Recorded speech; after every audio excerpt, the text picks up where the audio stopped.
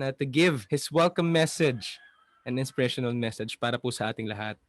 Can we welcome our PSC Commissioner, Charles Raymond Maxey. Today, as we hold the continuation of the National Sports Summit, the seventh session and part of Batch 2, to be exact, since we launched the program, we take cognizance on the importance of sports science. Sports science is a specialized area of study on physical activity, and when applied, results to an improved performance of an athlete in the field of sports. What is more important, sports science lessens the risk of injury. The worst thing that could happen, which we all hate to see, is for an athlete to suffer an injury or get hurt during competitions or even in scrimmages. Many countries today rely on sports science, and the Philippines should not allow itself to be left behind. We are honored to have with us today an expert in the field in Dr. Marcus Lee of Team Singapore.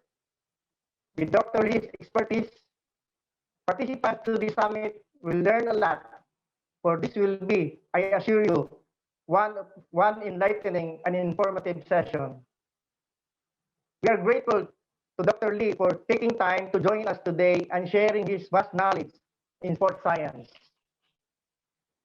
Dr. Lee will give us a lecture on the topic high performance sports and athletic success. Expect fireworks when Dr. Lee starts his presentation. With this, on behalf of our chairman, William Ramirez, let me welcome all participants in this yet another informative session of the National Sports Summit. Good afternoon, everyone. Maraming salamat po, PSC Commissioner Charles Raymond Maxey. Welcome. And again, truly, marami po tayong matututunan for this session. And today's session is one of the many lectures we will be having for the first phase of the NSS. As said earlier, these sports conversations will be presided over by recognized figures from the local to the international sports scene to deliver short lectures in an online conference format. Afterwards, an open forum will be facilitated to gather insights and views as a synthesis for every session. To help us on that matter, we asked the help of one of our PSC officials, and has been a leading partner po of our chairman as well as our commissioners. Our moderator for this lecture works as the National Training Director of the Philippine Sports Institute, the dynamic arm of Philippine Sports Commission in sports science and high performance training for over 2 years. At the same time, he is functioning as the Chief of Staff of the Chairman of the Philippine Sports Commission. He started his career in sports in 2004 and was tasked to head the Strength and Conditioning Unit of the Philippine Center for Sports Medicine in PSC. Since early 2018, Hong Kong Sports Institute hired him for the opportunity to improve his craft as a strength and conditioning coach. You know our moderator for this session, and help me in welcoming Sir Mark Edward Velasco. Sir, good afternoon. Good afternoon. Thank you, Joas, for that very humbling introduction. But I'd like to talk about today's topic. Is entitled Bridging Sports Science and Coaching to Support Our Athletes in Their Pursuit of Excellence. Most support programs provided by High Performance Sports Institute to optimize the daily training environment of athletes follow the guiding principle of being athlete-centric and coach-driven. How can sports scientists establish themselves as a valuable collaborator of coaches to help athletes to be the best that they can be? This presentation will introduce the approach taken by sports scientists at the Singapore Sports Institute to bridge sports science and coaching in order to serve our athletes as effectively as possible.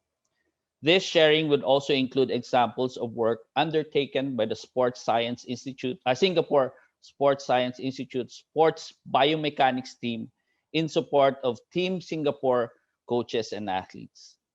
Our speaker for today, leads the sports biomechanics team in the Singapore Sports Institute. He completed his PhD in biomechanics and motor control and postdoctoral research fellowship in public health at the University of Western Australia. He is a director on the board of International Society of Biomechanics in Sports. He manages the biomechanics support provided to Team Singapore coaches and athletes across range of sports, and is interested in how vision and movement contribute to skilled action and prevention. He is passionate about helping Singaporeans to live better through sports. He is also a respected individual in the industry. Let us all welcome my good friend, Dr. Marcus Lee of Singapore Sports Institute. Good afternoon, Marcus. Hi, good afternoon, everyone, and good afternoon to you, Mark. It's good to see you again. Good afternoon, Mr. Commissioner. Thank you for the kind introduction just now. Now, again, a really good afternoon to everyone, and it's so good to be able to connect with all of you amidst these very challenging times of COVID-19. I hope that you and your family, all of you are well. Now, if I may share my screen so that I can share with you what I'd like to talk about today. Let me just organize my screen a little bit better. I do want to say that I'm really, really thankful for the opportunity to come and have a chat with everyone today. And I hope that through this conversation, whatever that I'm going to share could be useful for you and your work. Now, I do want to start off by stating a disclaimer that, every country is different and the context that we operate in is very different. So whatever I'm sharing really is based on the context that I'm operating in, and that is in Singapore. And while we operate in different contexts, I certainly hope that some of these things would be useful to you. Now, sport has brought us together here today for this session. And before I start off my presentation, I just want to introduce a little bit about myself and my journey back to Singapore and being involved in sport. So as a young person and up to today, as you can see from these pictures here, sport has always been a big part of my life. And in fact, sport is what brought me to the Philippines in the first place. In 1999, I had the privilege to represent Singapore in the 7th ASEAN Schools Basketball Championships in Baguio City, the summer capital. And I still have really, really fond memories of my time in Baguio. And lo and behold, 20 years later, in 2019, sport brought me back to the Philippines again, this time in Manila for SEA Games 2019. Now, one thing that sticks out for me really is the amazing hospitality that you guys show to everybody. And we had an amazing games in 2019. So thank you all for welcoming us and being and taking care of all of us during the games. Sport pushed me to want to pursue my studies in the area. And back in the day in Singapore, there wasn't a course or a degree level course that we could sign up for if you wanted to pursue sports science and sport medicine. So that led me to go to Australia, and I went to the University of Western Australia in Perth, where I spent about 10 years from undergrad to postgrad, and then finally working in the university for a year. And finally, in 2012, I thought it was time to return back to Singapore. I felt like I learned a lot in Australia, and it was time for me to contribute back to my own country. I'm not sure whether you're familiar with Singapore, but we are known as the Little Red Dot. We're a really small country, both in terms of land size as well as population size. And when I first returned in 2012, we didn't actually have a permanent facility because at that time, the stadium was pulled down to be rebuilt, which is what is known as the sports hub now. So we were actually operating in a makeshift facility. We only moved into Sports Hub in 2014, and I'll share a little bit more about the concept of the Sports Hub in a while. From 2012 till now, I've been working the Sport Biomechanics team, and these are my lovely colleagues here that I get to work with every day. And our job really is to work with Team Singapore athletes to help them to be the best that they can be. Now, as I mentioned to you earlier, context is really important. And when I reflect on where we're at in Singapore, we're really the new kid on the block. The Australian Institute of Sport was founded in 1981. And in fact, when I went on Google, it says 1996 here, but based on the video just now, I made a quick change. The Philippine Sports Commission was established in 1990.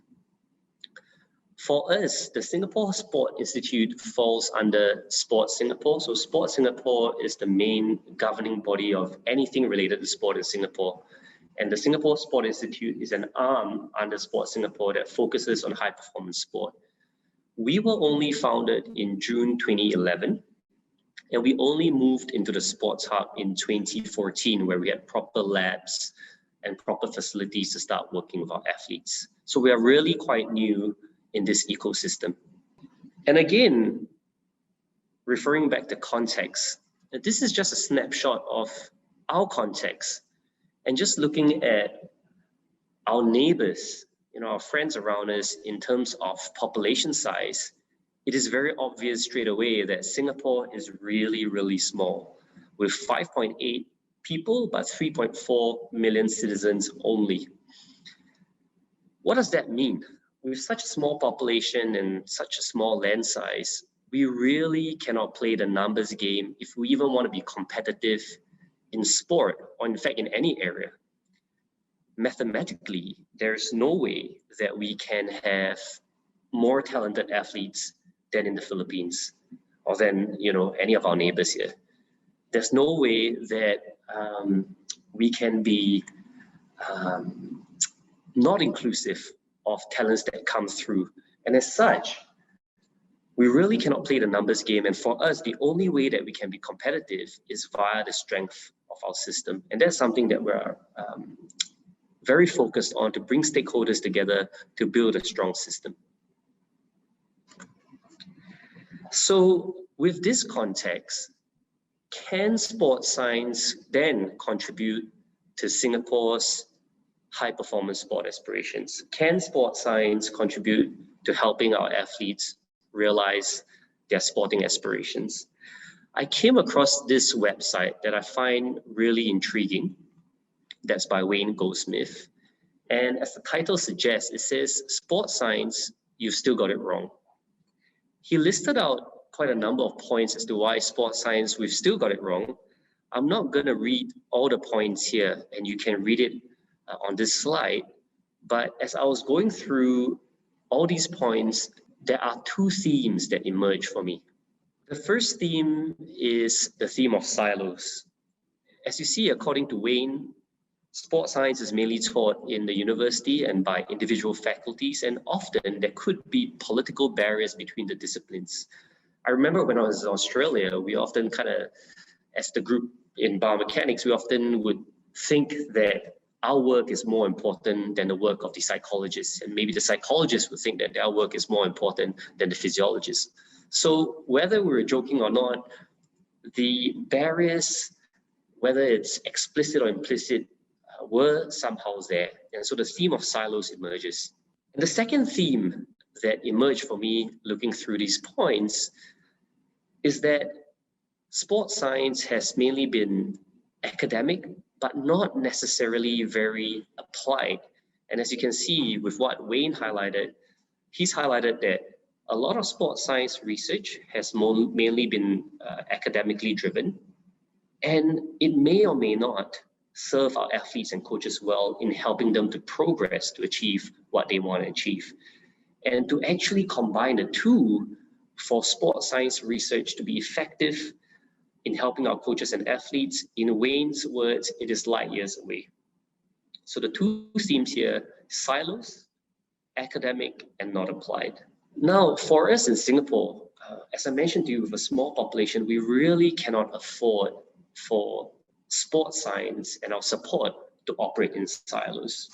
The only chance that we have is for integration to happen and to focus on integration, to bring all the stakeholders together to work together. We also cannot afford for the work that we perform to be academic and not applied. We need it to be academic and applied. So as I continue sharing throughout this presentation, what I'd like you to do is to anchor on these two themes of integration and academic and applied. On the theme of integration, when the sports hub was conceptualized, this is how it looks like in Singapore at the sports hub. Why is it called a hub? It's called a hub because the aspiration is to bring everyone together to live better through sport. That means our high performance athlete, that means members of the public, that means our national sporting associations, that means businesses. While a disadvantage in Singapore is our small land size, that also provides an advantage in terms of centralizing things, because in countries where you've got a huge geographical size, sometimes it's quite hard to bring all the different parties together. So during the planning phases, Sports Singapore, we actively engage with our various national sporting associations to encourage them to move their offices to the sports hub vicinity. Why that's important? It allows us to interact more readily. It allows us to communicate more readily. It allows us to meet more readily, learn from one another more readily, and hopefully improve the quality of relationships so that we can all come together. So at a macro level, this is our first example of integrating hardware and facilities. To drill down to a smaller circle, when we then built the Sport Institute, the theme of integration was very apparent as well. Well, at the moment with COVID-19, I can't invite you guys to come have a physical visit. I certainly hope that in the near future, I'll be able to show some of you around in our facility here. But in this case here, please let me show you a virtual tour, and please join me on this virtual tour of our sports science facilities at the Singapore Sport Institute.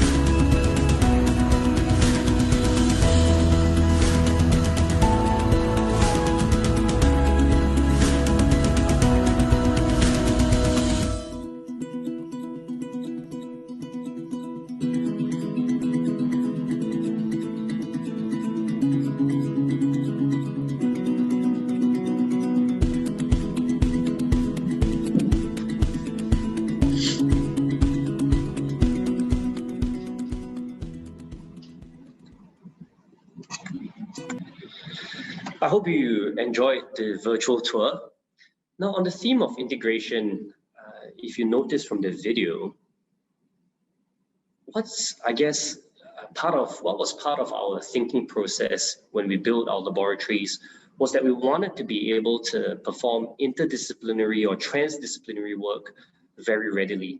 So as you could see, all our labs are actually on the same floor with the gym in the middle, and it's surrounded firstly by the physiology lab, the nutrition lab, the psychology lab, the biomechanics lab, as well as the sports medicine clinic. Now, why that's important for us, because as I mentioned to you, integration is the only thing that we can sort of focus on to give us a chance of moving fast. Imagine if we wanted to do some work with an athlete where we wanted the athlete to get on a watt bike and cycle till exhaustion.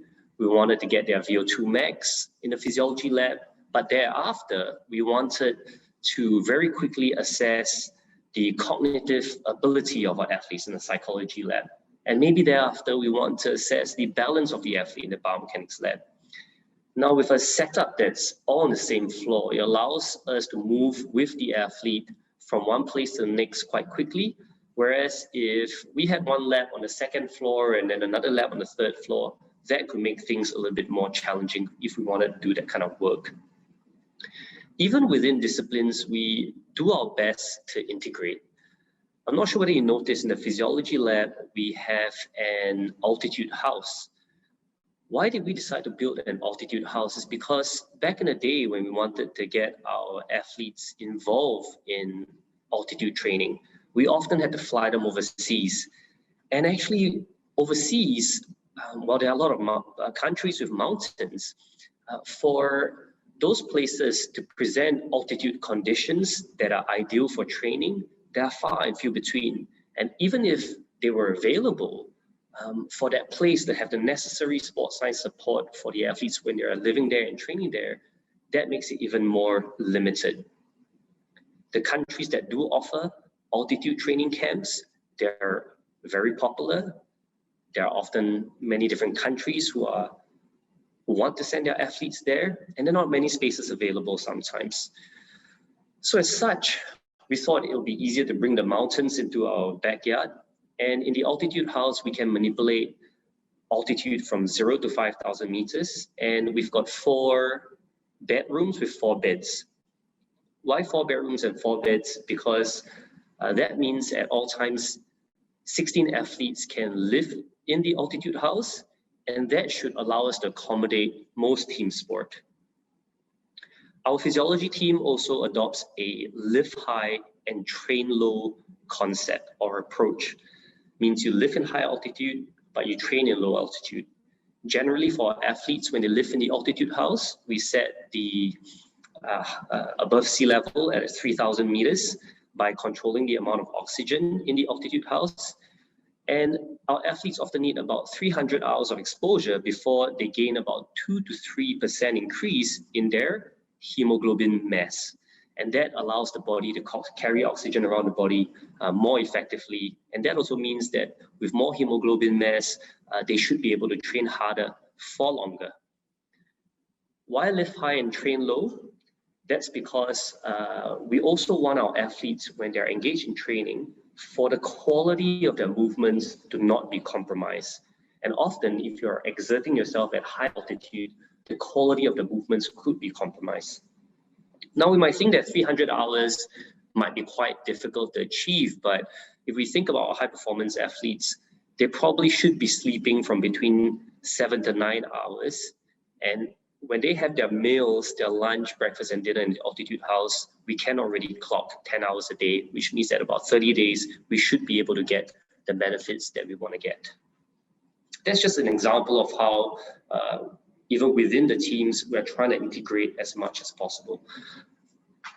I would like to take things down a smaller notch, but still on the theme of integration, and that is the integration of personnel. On this slide here, you would see what we call the functional sport program. Who's here in this meeting? And this is a meeting that we had over Zoom quite recently. There is the head coach of para archery. the high performance manager from the Singapore Disability Sports Council, our own strength conditioning coach, our own sport performance manager, our sport physiologists, psychologists, our sport physiotherapists, myself, the biomechanist, and our sport dietitian. And basically, this forms the team that serves the athlete, with the athlete being at the center. And in this entirety, this forms the functional sport program. So this is the approach that we take in working with all our athletes in the sport that we support.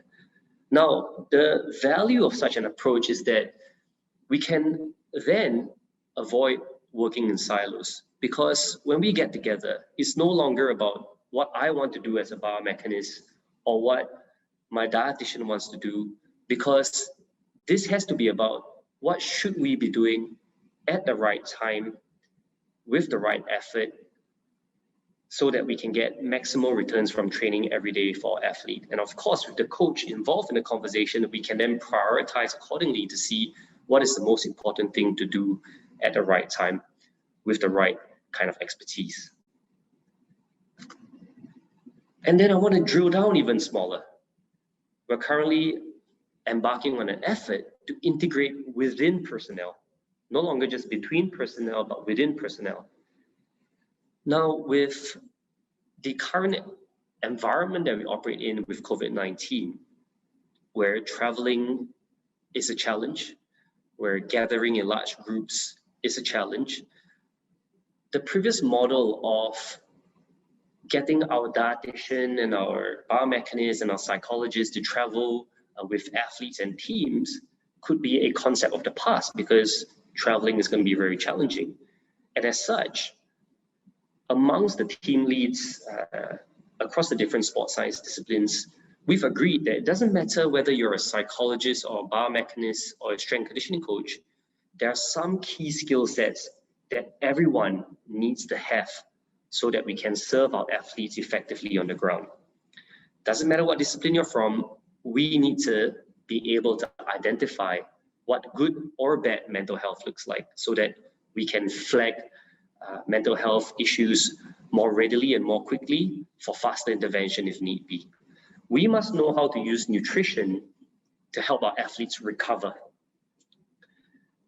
Well, sometimes we might not have the luxury of a strength conditioning coach being around when we are traveling with our athletes to an overseas competition or an overseas training camp. So all of us need to understand basic strength conditioning principles. How do we help our athletes to warm up? How do we spot them during their S&C sessions?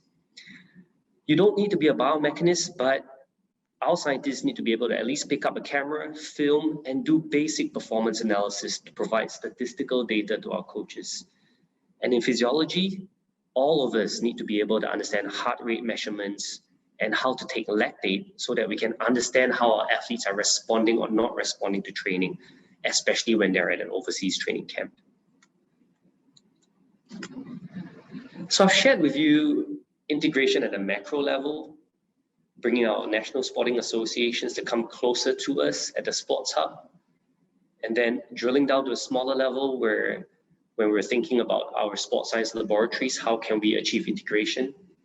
To the next level of the integration between personnel in a functional sports program, and then now within personnel to try and make sure that we have the skill sets to serve our athletes effectively. However, all these integration would be useless if we cannot come up with sound and rigorous training programs, and if we're not able to help our coaches see the applied value of what we do, because at the end of the day, the coaches are the ones interfacing the most with the athletes. Of course, the opposite would be true, where all these would be really useful if we are able to work with our coaches to come up with high quality training programs that are scientifically rigorous, and also gain acceptance of the programs and recommendations with our coaches and athletes. How do we go about doing this? At this juncture here, I would like to share with you an equation that we often reflect upon, and that is quality times acceptance equals to effectiveness. By way of illustration, what does this mean? Assuming that one is a really high quality scientist. And if we give a score out of 10, this person might get a score of 8 out of 10. But if this scientist interacts with a coach or the athlete, and we're not able to speak their language, we're not able to help them see the applied value of what we're bringing to the table, and when we are speaking, the coach falls asleep, then the acceptance level could be a score of 2. And so when we take 8 multiplied by 2, we are only 16 out of 100 in terms of being effective, not very effective at all. And the opposite can happen, where perhaps socially, we might get along really well with the coach and the athletes, and perhaps on a social level, the acceptance is quite high. However, if we're not spending time to innovate, if we're not spending time to make sure that the science that we can administer are of a certain level of rigor and quality, then the opposite can happen, where 2 times 8 equals to 16 and we're not effective at all. And very often, if this is the case, after a while, the coaches would also go like, okay, I guess you can't really offer me anything. And as such, the A starts falling and we become even less effective than what we should be. In reality though, how do we use our understanding of Q times A equals to E to then work with our coaches and athletes such that we can bridge things together and help our athletes to be the best that they can be? It is actually really challenging, because if we think about the environment, it is a little bit like the African savannah. What I mean is, if you think about a coach is often like a lion, right? Very knowledgeable, very experienced, probably a very high level athlete back in the day, the king of the jungle. An athlete is like a cheetah, right? Very fast, very nimble, very agile, very athletic. Where does that place the support personnel, such as a sports scientist? And sometimes we joke that the scientist is often a little bit like a monkey. The monkey has always been associated with as an animal that's quite good at observing, maybe quite intelligent. But how does a monkey try and inform the coach and the athlete how to go about their business? As I mentioned to you, context is important, and I'm sure that whether in the Philippines or whether it's in Australia, there are different models that you guys might take. But this is a model that I created that my team follows to ensure that when we engage with our coaches and athletes, at least there's some chance of us bringing something to the table that is of adequate quality. The first stage of this model is to identify priorities. When we first start working with a sport, whether it's basketball, football, water polo, you name it, there's no way that a scientist would have such intimate understanding of every sport that's out there. So how do we start understanding the sport before we even go and engage and have an intelligent conversation? The first step is to always go into our research first. We should go read up what are the rules of the sport, what are the performance requirements of the sport that can help an athlete succeed. And that would be our first port of call. And once we've gained some understanding of the sport, it's then time to engage with the coach and the athlete to find out and learn a little bit more about the sport and understand what are their priorities moving forward from here on.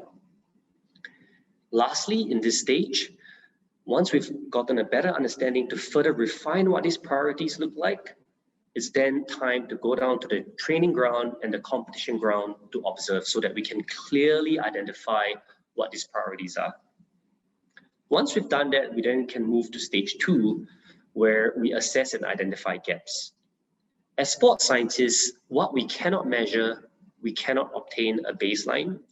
When you don't have a baseline, we can't monitor. When we can't monitor, we can't improve, right? So measurement is really important.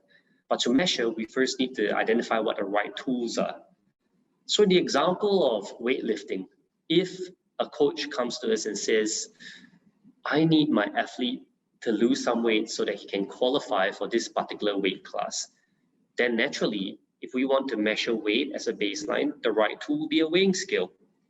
We measure the weight, And then thereafter, we need to compare it to some benchmarks, be it the qualifying weight or the weight of the elite weightlifters or the weight that the coach reckons is the best weight class to go into. So right tools, measure, and then compare. Once we've done that, we then move into stage 3, where based on the data we have, we can then work with the coach to come up with training programs, right? Implement these programs and monitor over time to see whether we are getting the impact that we desire. This then allows us to go to stage 4, where feedback becomes very important, both objective feedback and subjective feedback. Objective feedback from the data and subjective feedback from the coach and the athlete as to whether the interventions have been effective or not. Now, if we've done well and we're achieving the impact that we desire, then it's time for us to keep innovating and seeing how we can improve on things. If we haven't achieved the impact, then it's time to adjust, consolidate, and then we go back into stage 3 again to adjust the program, to adjust the intervention that we put forth. Of course, for stages 3 and 4 to happen, that already requires acceptance from the coach and the athlete. The next question is then, how do we forge or develop shared acceptance with our coaches and our athletes? Now, I'm sure all of us have different ways to do that. From my experience, these are just some points that are very pertinent to me. The first one being care. Now, really, what I found is it's really important to care for our athletes and coaches as people first, and then athletes and coaches second, because people don't care about what you know until they know that you truly care for them. The second point is empathy, right? Often, when I recall being a young scientist and having learned so much from Australia, right? And my first assignment to work with water polo, I had a chance, and what I wanted to do was really try and share all the knowledge that I have to see how I can help. Over the years, I've learned that that is not necessarily the smartest thing to do, because instead of going into that conversation with what I want to do, it's always important to listen and hear from our coaches and athletes first, to hear the challenges they're going through and what is it that they want, so that we can then work together. So empathy and listening is really, really important. Adopting the language is important, right? So in kayaking, our coach uses the language of catching, exiting, catch distance. When we're able to speak in their language, then it helps with the shared acceptance. Spending time on training ground has always been important, no matter how long we've been in this business. Coaches always want us to be on training ground. As you can see over here, this is me embarrassing myself trying to sit in the K1. And the coach said, there's no way you'll be able to balance the very first time you sit in it. And true enough, I was not even able to let my hand leave the pontoon. This session was, however, important in developing the relationship between me and the kayaking coach when we first started working together. This session also allowed me to learn about the demands of the sport, which then helped me to subsequently frame the interventions and recommendations that I made to the coach thereafter. Maintaining credibility is really important, so we always need to deliver what's been promised. So always under promise and over deliver. Working with coaches as well, I've gotten feedback sometimes that when sports scientists work with coaches, we do all this data collection and we basically give the data to the coach. Now, what the coach, some of them at least, were expecting is that, okay, what do we do with the data? So once we've gained some experience, once the coach has accepted us into the program, then the next step really is for us to then be able to make appropriate recommendations so that the coach can improve on the training program for the athlete. Assuming that we have done our best to ensure that the quality of our programs are at a certain level, and that we've done all that, and that we've got decent acceptance from the coach and athlete to work with them moving forward, our belief here is also we don't want to leave these things to chance, and we should really capture this on pen and paper via a longer-term periodized plan. This periodized plan can last between 2 to 4 years, or even 1 to 4 years, depending on what we're working toward. If it is an Olympic or an Asian Games cycle, then it's important for us to look ahead and ask ourselves, what are our aspirations? What is our vision? What do we want to achieve in 4 years' time? And then we work backwards and say, what do we have to do across time to ensure that our athletes are gaining the maximal returns of investments every step of the way? If it's a 1-year program to a World Championships, then the program can be 1 year. Now, while you may not be able to see clearly the words on this periodized program, what's here is a clear vision statement of where we want to go collectively as a functional sport program. Then across time, the coach lists down what are the things that he or she wants to focus on as we move forward. Then the various sports science disciplines would look at the program and ask ourselves, what is the right thing to do at the right time with the right effort? We put it down on this calendar, on this plan, and we commit to it to deliver it at that point in time. So a successful meeting every time is when we get together, we pull up this plan and we see where are we at now, and do we need to adjust? Where are we moving toward? Such a program, such a plan also allows for mutual accountability, where once we've put these things down on pen and paper, then the coach must be able to hold us accountable to say that, look, you've promised to deliver this, where is this now? And likewise, if the coach has agreed for time to be made in the training program for us to do what we need to do, then we're able to pull this plan up and have this discussion. Now, I've shared with you about integration, and I've also shared with you about Q times A equals to E and our approach, and capturing all these things on a periodized plan, all to serve our athletes. So now it's time to see how do all these things come together for the athlete. I'd like to introduce to you an amazing woman and athlete. She's the current world #1 para archer, Shahida.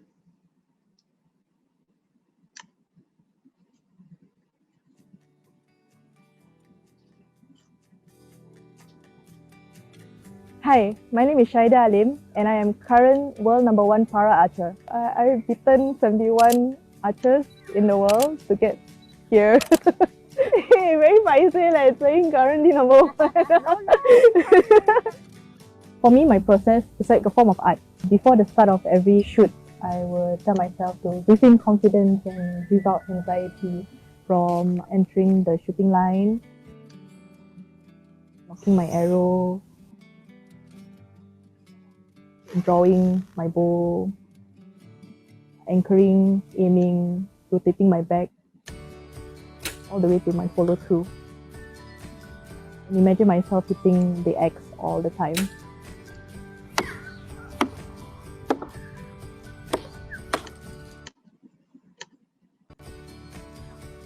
I do feel proud of my achievements, but I don't want to brag about it too much. I was born with cerebral palsy, and it is a condition that affects the lower half of my body, which is my legs.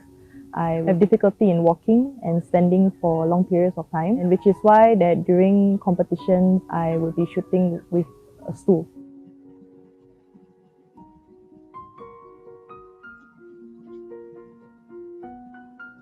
At home, my family believes that I should be living independently, so they don't give me any preferential treatment. There's no such thing as saying, I can't do it, I can't do that, I can't do this. It's as if I was normal at home. But I think when I started school at the age of 6, 7, I can feel that people are not being very open to me. It was very hard to make friends when, kids are like playing ball or playing badminton, and I wanted to try out being in the team. They would say, oh, you're not fast enough, you're gonna make us lose. It was kind of sad to hear that. It can get quite lonely. I sometimes get jealous of other classmates who is able to do all that. I feel that I'm missing out quite a lot.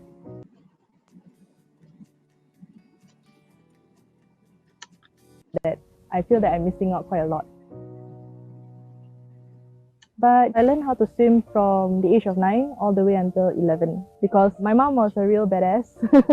She actually took me to the swimming pool, and she managed to persuade a swimming instructor to take me on. He was saying that if you take on me, then you also take on my sister and her friend as well. So there was like 3-in-1 deal. He said, okay, he will give it a shot. And that was my start of, experiencing, trying out sports. I'm really appreciative for her for being there for me. Thanks to her, I become more confident to take the leap to pursue sports, and that's where I am now. Whatever I do is to touch the people through extraordinary feats. For others who doesn't know who I am and my condition, they will find that it is abnormal. And they will have the impression that as a person with disability, we can't do the things that normal people do. But that's where the trait that I get from my mom, to be strong and nothing is impossible, it gives me that sense of confidence that I can do as what an able person can do as well. Because the word normal is relative. So Shahida has introduced herself. She's a para archer and she's got cerebral palsy. With cerebral palsy, what happens is for the athlete, their feet are constantly in a plantar flex position. So it's kind of pointing down. And she can't stand or walk for too long. And she sits on a stool to shoot when she's competing. Very interestingly, in 2016, when Shahida was at the Paralympics, her stool broke and she didn't have a spare stool. These are stools that she bought from a departmental store. And while standing for long periods of time is tough for her, she completed the competition standing and she came in 7th in that competition. So when we work with our athletes, it's often important to first get the background information of the athlete. In this case here, we've established the background information of the athlete. The next stage really is then we need to establish what are the performance requirements that will contribute to success in that sport. And in this particular case, it's in archery. So some of the studies that we looked at, and there are lots of studies out there. For example, in this case here, in this study by this Korean group, and Korea is really, really strong in archery, they've emphasized that lower and upper body resistance training is really important. Shoulder balance is important, so maintaining alignment is important. Being able to maintain pressure is important. Being confident and being able to concentrate is important in archery. In this study here, it also reported that elite archers, they're naturally more accurate than the sub-elite counterparts, and they often exhibit lower heart rate. So that's another data point that we've registered in this case here. And then elite archers also demonstrate a longer quiet eye duration and were more accurate. What is the quiet eye? The quiet eye is defined as a fixation on a particular location for more than 100 milliseconds, and that does not deviate by more than 3 degrees. And across many sports, the quiet eye phenomenon has been reported to differentiate elite athletes from sub-elite, where the elite athletes have not just a longer quiet eye duration, but the onset of the quiet eye is also very unique. Once we've ascertained the performance requirements that could contribute to success in the sport, we then expand our search and ask ourselves, do we see similar information in other sports that might be closely related? Pistol is also a target-based sport. As you can see over here, it's been established and reported that upper body strength does contribute to performance. On the ISSF coaching website, I quote, "Balance is critical for the shooting athlete." We also see a similar trend where elite shooters have lower heart rate compared to their sub-elite counterparts, and there are ways to achieve that. In this piece of research that we did here in SSI, we found that elite bowlers are definitely able to manage their somatic anxiety better than the sub-elite counterparts, and they also exhibit a longer quiet eye duration. And in addition, as I mentioned, in addition to a longer quiet eye duration, when the quiet eye onsets, it's also really, really important. So therefore, this helps us develop the guiding questions that frames or guides the work that we embark on for our coaches and our athletes. We've established the athlete's background. We've established the performance requirements that may contribute to success in archery. Do we see this in other target-based sport as well? Yes. And therefore, now it's time to get working. How can we then improve the upper and lower body strength of Shahida and help her to lower her heart rate? Now, it's a little bit more challenging working with Shahida because normally to lower heart rate, you need to increase aerobic fitness. And to increase aerobic fitness, the traditional modes of cycling and running, it's very challenging for Shahida. So how do we help increase her aerobic fitness to lower her heart rate? How do we improve her upper and lower body balance, taking into account her feet are plantar flex most of the time? And as an archer, her height relative to the target board, the consistency is really, really important. How do we create a routine with Shahida such that it allows her to breathe in confidence and breathe out anxiety? How do we improve both the visual hardware and software for Shahida? This is where the functional sports program works together in a transdisciplinary manner. And I'd like to share with you some examples of the work that we've taken and undertaken with Shahida and the coach. This is Kelvin, our S&C coach, putting Shahida through her paces, strengthening both her upper body and lower body. And then for our physiologists, we've been finding ways to help increase Shahida's aerobic fitness while taking into account that running and cycling, those are not really appropriate activities for her. One relatively innovative piece of work, in my opinion, is training Shahida's inspiratory muscles. So every breath that she takes through this device is like doing resistance training for the inspiratory muscles. While there's not a lot of research out there that reports on the effectiveness of this approach, there are some papers that have reported that endurance athletes such as cyclists have benefited from such training such that their performance has improved. So we're exploring to see whether this method would be useful for Shahida. In this video here, as I mentioned to you, running is quite challenging for Shahida. So what we've done is we've leveraged on the environmental chamber. We've reduced the oxygen levels in the environmental chamber and gotten Shahida to walk on a treadmill.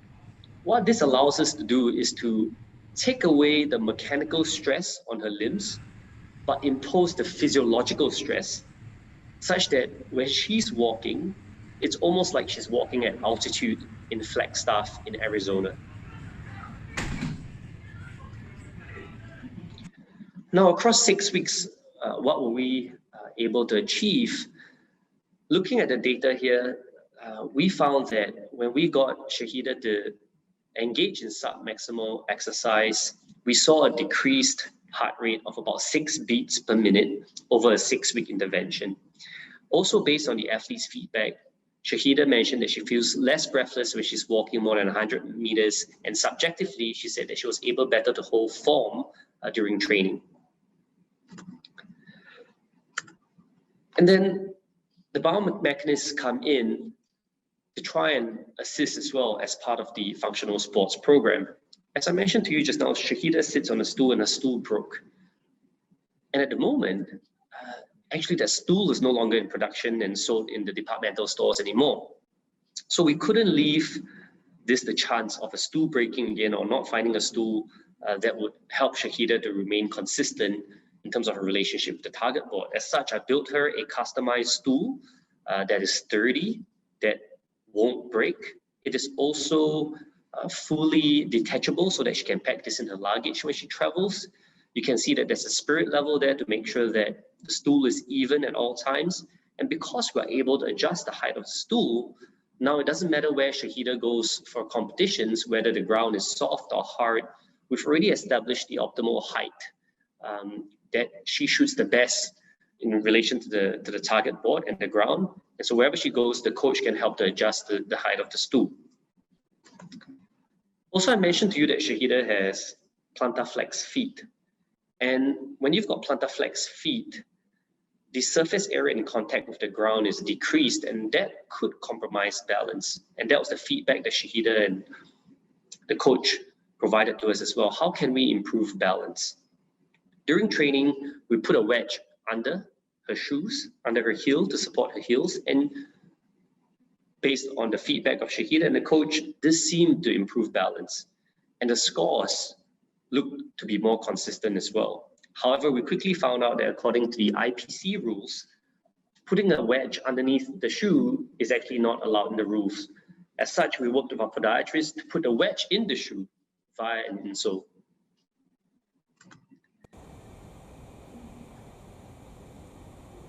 Over here, I like to notice this sound that you hear. So using our 3D motion analysis system, we are trying to guide the discovery of skills. The coach has highlighted that for Shahida, when she misses, and based on our data as well, Shahida's elbow actually moves a little bit. And that happens especially when she's a little bit tired. So in this session here, we are tracking her elbow position in space in real time. And when the elbow moves out of a certain range, Shahida would actually hear that bell. As you can see over here, the coach is actually not saying very much. And we believe that this is a very sound way to assist the athlete, because by manipulating the environment, he actually guides Shahida to discover the skill sets herself to manage the elbow migration rather than giving a lot of instructions. And while we're trying to optimize balance, one way to do it is to also perturbate balance. So often for Shahida, we get her to shoot on unstable surfaces so that she needs to learn how to organize her body to achieve stability, even when on an unstable surface. And if she can achieve that on an unstable surface, what we've seen is that when she returns to a stable surface, her ability to balance herself is even more enhanced. And I won't go too much into the quiet eye intervention because we just started on this, but this is an opportunity for us to look through the eyes of Shahida, to acquaint with her preparation routine, to see what she's looking at. At this stage here, we're actually formulating our next stage of intervention with her in preparation for the Paralympics to optimize her routine as much as possible. Over time, what have we achieved? I'd like to draw your attention to the two orange rectangles. Z represents the movement of the elbow. And you can see over here, there's just this slope over here, which suggests that the elbow is moving. And after intervention, you would see that the line is flatter, where there is less elbow movement before release. So we managed to drop the elbow movement from about 10 mils to 2 mils after 6 weeks of training. Also with the insoles, Shahida's weight distribution is now more balanced compared with back in the day where she was leaning a lot more on the front leg, which is her left leg. I'm not sure whether you can see also over here is very minute.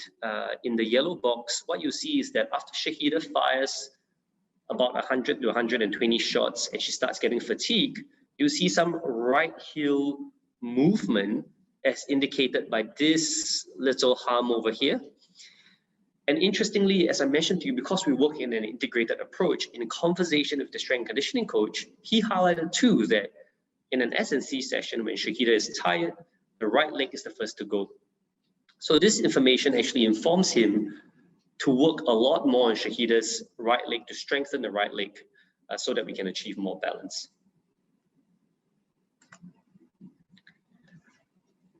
Then our psychologist needs to work with Shahida on the mental health aspects. So we all know that for athletes, it's really very challenging. Be it if you're a student having to manage school and your sport, be it being a full-time athlete and the stress that's imposed on you, especially during these times of COVID-19 as well, when a lot of athletes have been training without a real competition in sight. I'm glad that there's light at the end of the tunnel now, that the Olympics are coming, and hopefully the Southeast Asian Games will take place at the end of this year as well. But Josh's job is to make sure that he takes care of Shahida's mental health. We also know that an athlete's mental health outside of sport would certainly impact upon their performance in sport. So this is really important.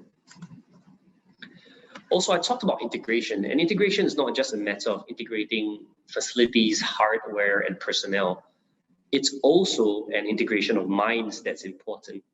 So we all know that if we want to work together, having shared vision is really important. So Josh often works with the coach and the athlete to ensure that all of us are moving toward the same goals. As Shahida mentioned, when she's competing, she would like to breathe in confidence and breathe out anxiety. So Josh works with Shahida to optimize her pre-shot routine that suits her so that she can achieve that. And last but not least, we all know recovery is really important.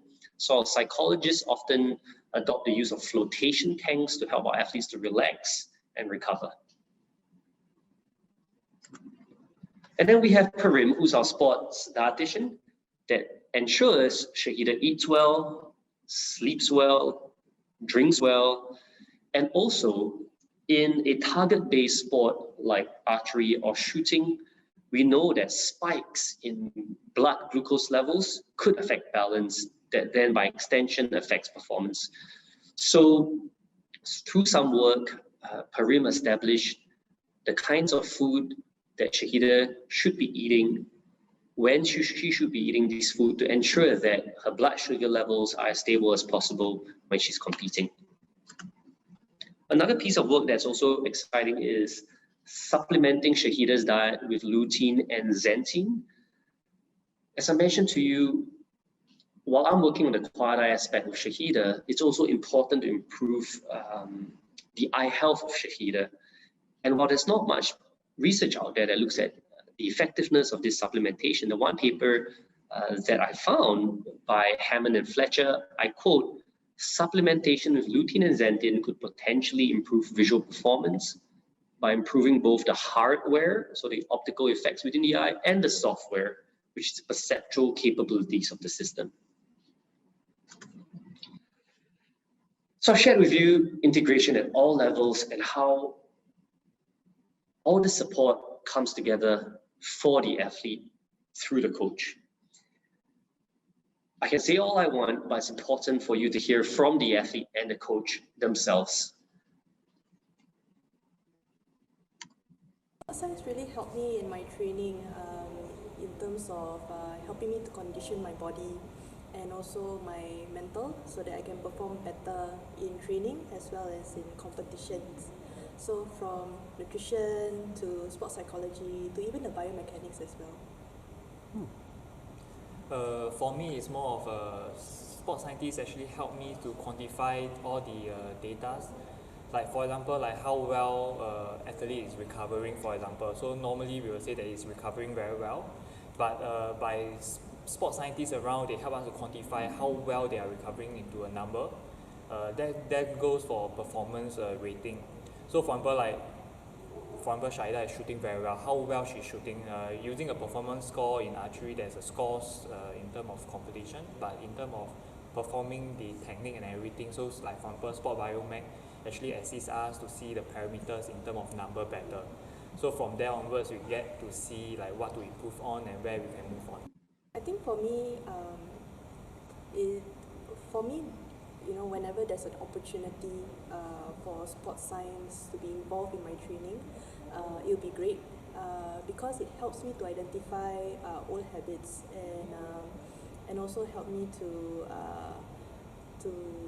better understand how much my skills, my body should be conditioned so that I can train more efficiently and effectively for the games.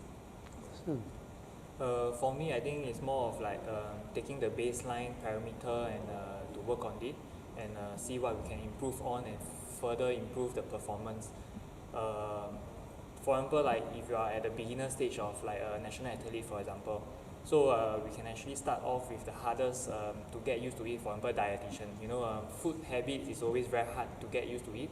So maybe sports scientists can help to introduce these new diets to the athlete, and slowly we can move on to the more technical side like S&C, biomech, and everything else. So again, I say all these sports scientists actually are there to help you quantify the performance rating and everything. So we, as a coach, we can see all these numbers better and can have a better training plan. So, I hope that you guys stay strong and stay safe, especially during the COVID pandemic. I also hope that everyone will have a goal in mind, do something new, something different, or something better each day. And hi guys, I think it's definitely a tough time during this period, but nevertheless we must stay strong and stay healthy, that's for sure. And of course, training don't stop. Yes, train hard. Thank you. So those are some words from Shahida and her coach. But while I've chosen para archery to be the sport that I'm sharing with you today, what I hope you get out from this is the approach that we take. And this approach is applied to all the sport and all the athletes that we work with. The examples could be quite different. The science and medicine could be quite different, but the thinking and the approach is definitely the same across all the different sports and with the athletes that we work with. And our wish in applying all these things is really to help our athletes to be the best that they can be, to help them to fulfill their aspirations. Really, in our space, working with our athletes, never really just about chasing medals, but we truly believe that through our athletes' performances, through their journeys, and I'm sure that you agree with me, it really has the power to inspire fellow Singaporeans, fellow Filipinos, inspire a nation so that we've got hope and we can move forward stronger together. And I certainly hope that with all this work, we'll be able to recreate moments like this, such as when Joseph Schooling won Singapore's first ever Olympic gold medal in 2016.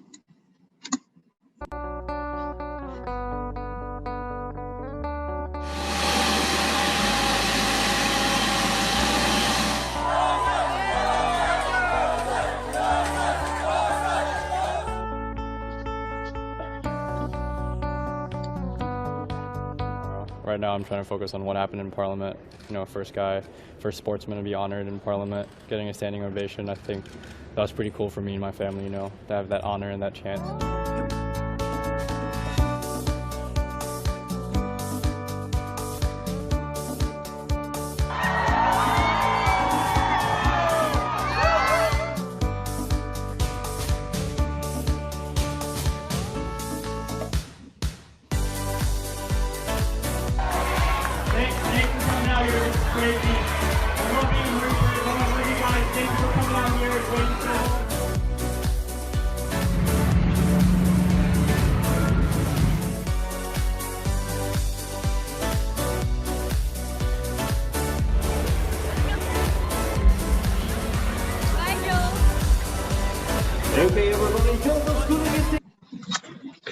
On that note, Salamat, thank you so much for the opportunity to come to this platform and share with you some of the work that we're engaged in Singapore. I just want to wish all of you, as well as the Philippines, all the best in your pursuits of excellence and your pursuits of success in the space of high performance sport. Thank you very much. Thank you very much, Dr. Marcus Lee.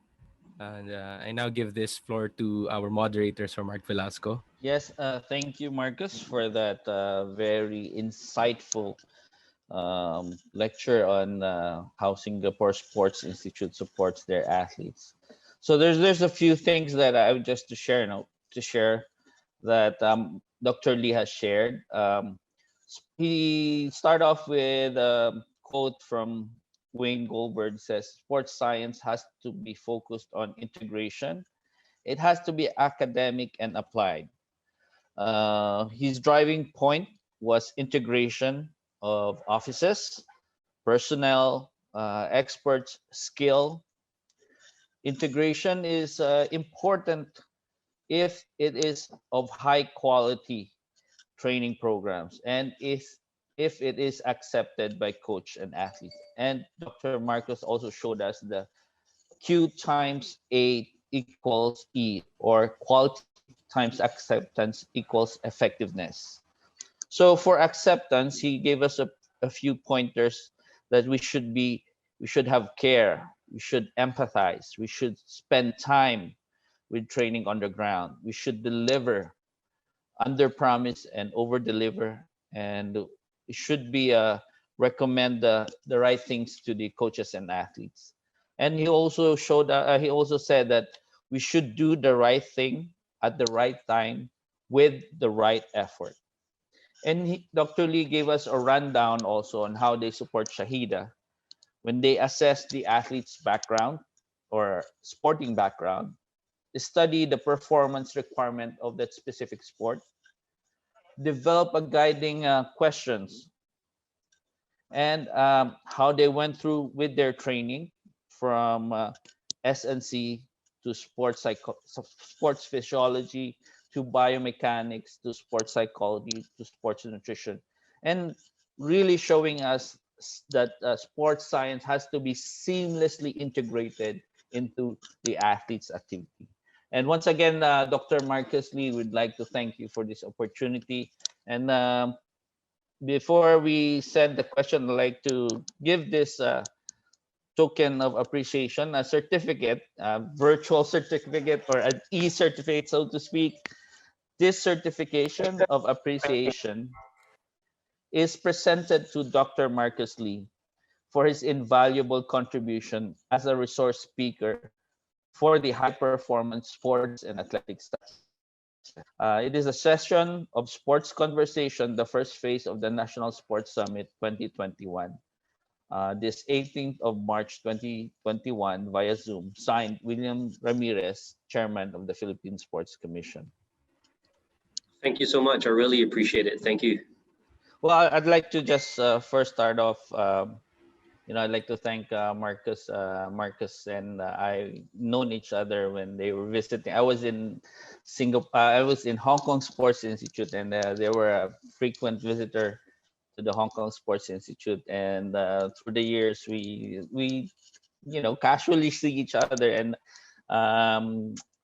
last time I saw Marcus was at the 2019 Southeast Asian Games. He was at the Athletes Village, and just to show the sports practitioners in the Philippines and how sports science and sports support staff is integrated in the team. So in various tournaments, in various competition, they are a permanent fixture in the team. The same experience right now I was really immersed with the team of the cycling team. So I usually travel in China, and I'm being part of the team. So that's how sports science really is important to a team success. And just like what Dr. Marcus Lee pointed out, it's not really only academic. You have to really bridge the gap, and Dr. Lee really is one of the few things who bridges the gap. So I just want to start off, Dr. Lee, this question. What were the challenges that you first faced when you were trying to integrate or bridge the gap, especially if the coaches or athletes are a bit more traditional? So what are things that you have done so far? Thanks a lot, Mark. Thank you for your question. It's always a challenge, isn't it? Because humans are complex beings. What I found was really useful for me, at least, is firstly to understand cultural differences, because we have coaches from different parts of the world. We've got coaches from Australia, we've got coaches from Hungary, we've got coaches from China. And they all come from a different background. They've got different practices. However, regardless of where the coaches are from, they're all here with one goal in mind, and that is to help our athletes to be the best that they can be, so that they are the best that they can be. So by understanding that we all are actually moving or want to move toward the same vision, the question is then how, right? But to establish the understanding first, that all of us are in this together, is really important, because then the other things become secondary, whether it's preference, whether it's language, whether it's how we work. All these things, we can figure it out. So having a clear vision first, caring, alignment, and thereafter figure things out. Now, of course, the devil is also in the details, right? We can have that alignment and have acceptance, then what after? There were a couple of coaches at the start where no matter how we engaged, how we wanted the support, they weren't so interested. Then one of the approach really is, okay, maybe this is just not the right time. There are a lot of other priorities, right? But how can I find ways to expose the work that we do with some of the other athletes, and perhaps in the same sport but a different discipline, so that the coach can see what we're doing? And that actually happened with one of our shooting disciplines, where a particular coach wasn't so keen, and then we said, okay, we understand you need your time and space. We started working with another weapon group, and after observing for a while, he then came and said, okay, why don't we try this? So alignment, having a shared vision, and then finding different strategies to get there. All right. So I guess, for me, I'd like to share also, because I work with Hong Kong Sports Institute. They do have some really coaches from the mainland, and they really don't speak or a little bit of English, but they do understand. I think in terms of what I did was I beginning to improve my communication. Communication does not mean you have to know the language, but you have to really clearly convey the message.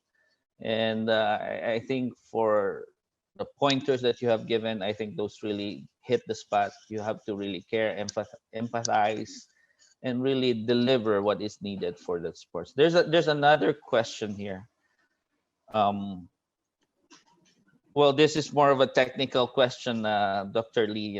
There's a question here. What would be the basic points for biomechanics in an open water swimming? So if you have worked with swimmers, what are the few key points that you look at in terms of a biomechanist? Thank you for this question. I work closely with the water polo players, and I have assisted my colleagues with some of our swimmers.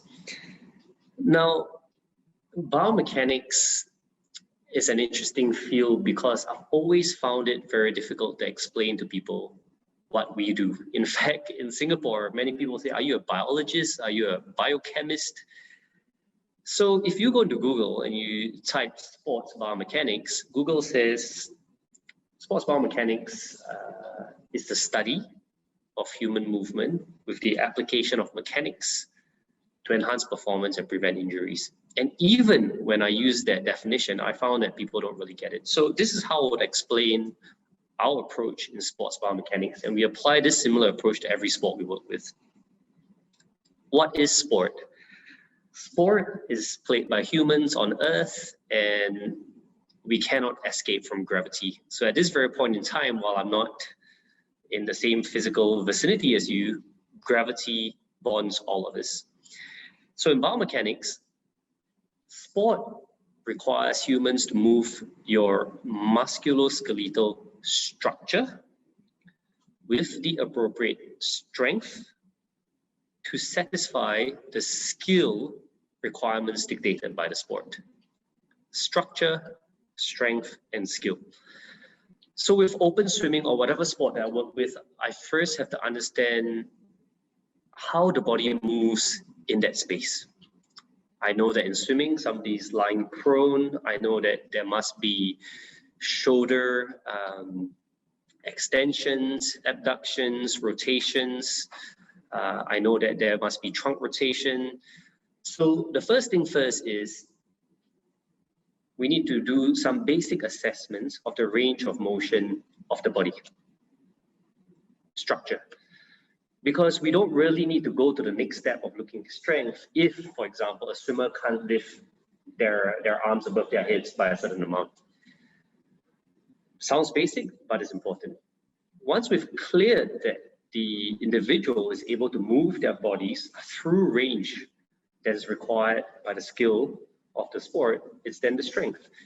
And we know, we recently published a paper that in swimming, there's a direct relationship between isokinetic, concentric, shoulder internal rotation strength to thrust production in the water. So I know that the shoulder internal rotators are important. I need to strengthen that. I know that kicking is important. I need to strengthen that, right? So we can measure a baseline, and that information can be fed to the strength conditioning coach to work on those things. In swimming also, it's been interesting. Most recent, in recent times, two strokes have been identified: a symmetrical stroke and a gallop stroke. So symmetrical stroke means, every stroke, the left and the right is in symmetry. A gallop stroke is one where it goes hard and then the other one just kind of, goes in a little bit slower and a little bit differently. Till today, there's no definitive evidence to suggest whether a gallop stroke is better or a symmetrical stroke is better. But what we do know from literature is that a gallop stroke is more associated with the high-level performers in longer distance events, and a symmetrical stroke is more associated with the high performance in sprint events. So in open water swimming, I would imagine perhaps you would see more of a gallop stroke, depending on how the swimmer swims. So once we've identified the strength factors, the next thing is then skill. I'm not a swimming coach, and so that for the swimming coaches, you have to be creative as to what sort of drills would guide your athlete to improve in terms of their technique, in terms of their streamlining. And perhaps in open water swimming strategy, the fourth S is also really important, because I had a friend who's Zimbabwean, and he represented Zimbabwe in the Olympics in triathlon. And in open water swimming, fighting for position at the start becomes really, really important, because if you get blocked and you can't move forward, it's very challenging. Of course, if you can draft an individual for a while in open water, that's also useful. So again, I don't know if I've answered the question. I don't have specific strategies, but the approach that we would take would be one of structure, strength, skill, and strategy. Okay, thank you for that. I hope Lad Chrysostom was able to pick up some of what Dr. Lee has mentioned. There's another question, Dr. Lee, from Ray Del Prado. It says here, how do you explain sports? If you have worked with students or players in younger population, how do you, in simpler terms, explain sports science and how it is important? How would you go about with that strategy? Thank you for that question. I really appreciate it. It's a very relevant question for us at this point, because on the 7th of April, it's National Biomechanics Day. It's a national event, international event, and we are hosting that. So every year we bring in about 250 students to visit our labs and get them involved in different activities. We can't do it this time around because of COVID-19, but we're going to do it online. Now, how I would explain sports science to students, in my case, sport biomechanics, is what I just shared with you. Structure, strength, skill. I think that is pretty intuitive. Moving your body with the appropriate strength to satisfy the skill requirements that the sport dictates. So if you're a tennis player, you've got to play according to the rules of tennis, and that's the way you need to move your body, right? If you are a football player and you need to move your lower limbs more, that's how you need to move your body. And if you think about it, because we need to move our body, and because different strength is required to satisfy different skill requirements, the other elements come in. If it's a power-based sport and you need to be big and you need to be able to generate a lot of power, then the kind of food that you'll be consuming will be quite different, right? To build up a much larger frame and muscle mass. The kind of training will be very different, right? If you're a power-based athlete, you need to do a lot more plyometrics, right? Explosiveness to get the body to fire a lot quicker, compared with, for example, an endurance-based athlete. The physiology would be quite different as well. Physiology would be like the engine in the car, right? How do you first of all, install the correct engine? Well, we can't because it's what we're born with. How do you optimize that engine to serve the purpose that we want to serve? I know that probably is quite difficult for a younger student to understand all that information.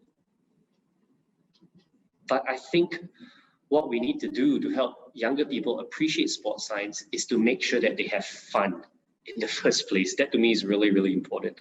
So to not share all these definitions and whatever, but to get them to experience how it could be fun, first of all. For example, getting students to engage in PNF stretching, proprioceptive neuromuscular facilitation stretching, where suddenly they're helping one another, and by using some techniques, they're able to stretch their friends a lot more. That often surprises them, right? To put on some EMG such that when they flex their muscles, the signal is seen on a television screen and you can move a remote control car. That amazes them as well. So we need to find ways to make it fun for them so that subsequently they'll want to actually find out more about sports science. Right, thank you. And there's one question here, since at this time is the Women's Month, so there's a question about how we deal with female athletes from Hilton Sobrebano. He's from a rugby group in Davao. His question is, would you consider that recent sports science research or science specific to women athletes in general are already at par with men? Do you think more work needs to be done in this space? So I think it needs your opinion on this case, Marcus. Well, firstly, happy International Women's Day. Thank you for that question. Now, that's also a very interesting question because I review papers for a few journals, and increasingly, as part of the review process and as part of the comments from the international fraternity, researchers are being questioned when you put things like, there are differences between male and female in this and that, because often we need to take into account a couple of things. Number one, training history. When we say that there's a difference, is it truly a difference because of genders, or is it a difference because of training history? So, what I mean by that is, if, for example, we compare a male and female athlete, if the male has been, exposed to some kind of training, but a female hasn't, for whatever reason, is that causing the differences in what we see, or is it because of gender? That needs to be addressed, right, before we make a generalized statement. Also, I think there's a lot of research that is, and an increasing amount of research that focuses on women in sport. Now, don't get me wrong, there are physiological differences that has been reported in literature. For example, in my area of research, in terms of ACL injury prevention, we know for a fact that based on the data, women have been associated with a higher risk of ACL injuries. We know that because of the menstrual cycle, it could affect the tensile strength of ligaments, and that has also been associated with an increased risk of injuries. So by having an understanding of what are true differences, we can then make sure that the work that we engage in with, be it men or women, could really help them optimize their performances. But we need to also be very cognizant to not make sweeping statements that, okay, there are differences between men and women without a clear understanding of training history, context, and so on and so forth. So I hope that answers your question. Regardless of men or women, in Singapore over here, we work with both male and female athletes, so the amount of respect that we pay for both genders is the same. The kind of testing we do, if it's relevant to them, it's the same. The amount of focus is the same. All right, I guess that's gonna be the last of it. Once again, thank you, Dr. Lee, for the questions that you have answered, for answering those questions. Joash? Thank you again. Maraming salamat po. Thank you, Dr. Lee.